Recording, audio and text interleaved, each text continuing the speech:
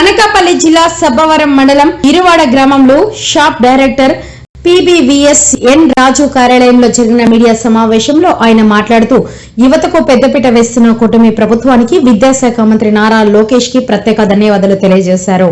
ఎన్నికలకు ముందు పాదయాత్రలో కూటమి ప్రభుత్వం ఇచ్చిన హామీలను నెరవేర్చడంలో రాష్ట్ర ముఖ్యమంత్రి నారా చంద్రబాబు నాయుడు, ఉప ముఖ్యమంత్రి పవన్ కళ్యాణ్, విద్యాశాఖ మంత్రి నారా లోకేష్ సారథ్యంలో చదువుకున్న యువతకు పెద్ద ఎత్తున ఉద్యోగ ఉపాధి అవకాశాలను కల్పించడం, ఇందుకోసం జాబ్ క్యాలెండర్ ని విడుదల చేసిన నేతలకు యువత తరపున ఆయన ధన్యవాదాలు తెలియజేశారు.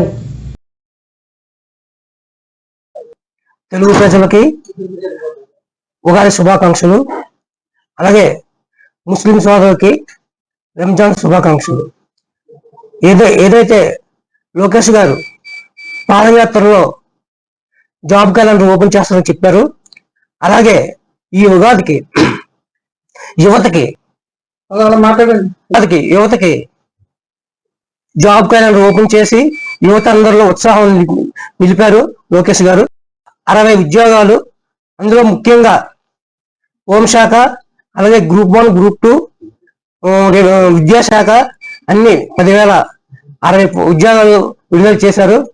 ఈ సందర్భంగా లోకేష్ గారికి యువత తరపున ప్రత్యేక ధన్యవాదాలు తెలుపుతూ, అలాగే రాష్ట్ర ముఖ్యమంత్రి చంద్రబాబు నాయుడు గారికి, డిప్యూటీ సీఎం పవన్ కళ్యాణ్ గారికి, ముఖ్యంగా మన పాదయాత్ర రథసారథి లోకేష్ గారికి ప్రత్యేక ధన్యవాదాలు తెలుపుతూ, అలాగే మన రాష్ట్రంలో ఇతర దేశాలకు వెళ్ళి అనేక కంపెనీలు తీసుకొచ్చి త్వరలో విశాఖపట్నం, అనకాపల్లి జిల్లాలో కంపెనీలు పెట్టి యువతకి ప్రతి ఒక్కరికి ఉద్యోగ అవకాశాలు కల్పించడానికి ఎంతో కృషి చేస్తున్నారు.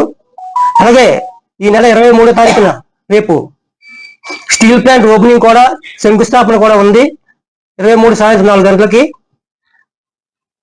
ఇందువల్ల మన కూటమి నాయకులకు ప్రత్యేక ధన్యవాదాలు తెలుపుతూ, అలాగే పత్రికా విలేకరులు, ఎలక్ట్రానిక్ మీడియా వారు గతంలో మాకు అవసరం కింద లోకేష్ గారిని మమ్మల్ని ఎంతో ఇబ్బంది పెట్టిన జగన్మోహన్ రెడ్డి కూడా జాబ్ క్యాలెండర్ విడుదల చేశాడు. అది ఒక తెల్ల పేపర్ కింద విడుదల చేసి ఏ ప్రయోజనం లేదు. కానీ మా ప్రభుత్వం ఉన్న మాట నిలబెట్టుకొని యువకులకి ఎంతో ఉద్యోగ అవకాశాలు ఇప్పించాలని ఎంతో కృషి చేస్తున్నారు నారా లోకేష్ గారు. నారా లోకేష్ గారికి ప్రత్యేక ధన్యవాదాలు తెలుపు సెలవు తీసుకుంటున్నాం.